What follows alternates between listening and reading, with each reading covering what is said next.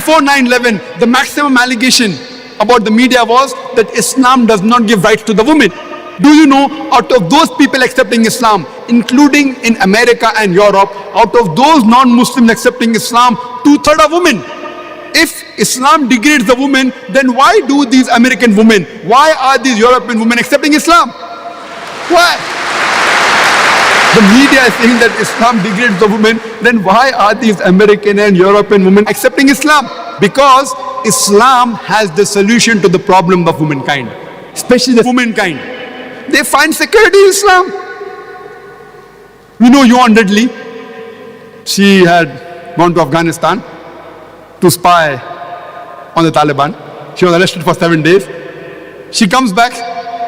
She's so much impressed. Time does not permit me to speak about details. Many of you may be aware.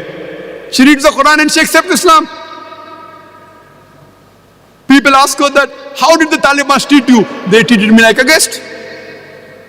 The amount of respect they gave her, the amount of modest behavior it was, it changed her heart.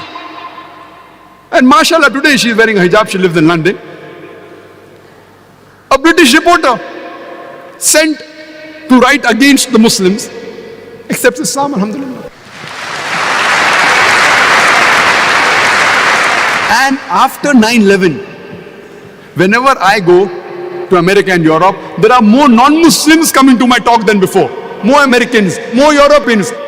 I believe in the verse of the Quran, Surah Al-Imran, chapter number 3, verse number 54, which says, Makaru makarallahu wallahu khairul makirin. They planned and plotted, Allah too planned. Allah is the best of planner.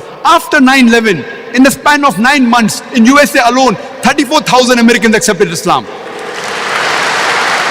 According to Yuan Redley, in a span of 9 to 10 months after 9/11, 22,000 Europeans accepted Islam. The more they are attacking Islam, the more Islam is rising. Not because we are doing our job. Wallah, we aren't doing our job. You and I are not doing the job.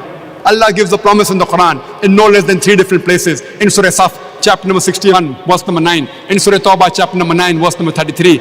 And Surah Fatah, chapter number 48, verse number 28. Allah says, Huwa allazi arsala rasulahu bil huda wa dinil haq liyuzhirahu ala dini kulli.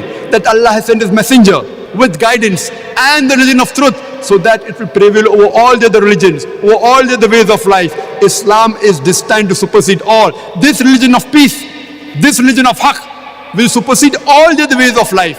And enough is Allah as a witness. However much the non-Muslim don't like it, however much the mushrik don't like it, Islam is destined to supersede all.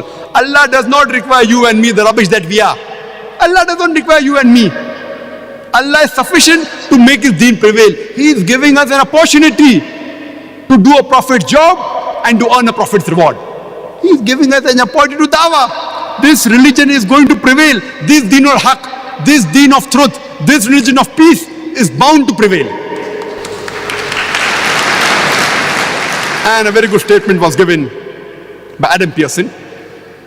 He says that people who worry that one day nuclear weaponry will fall in the hands of the Arabs, they fail to realize that the Islamic bomb has already been dropped.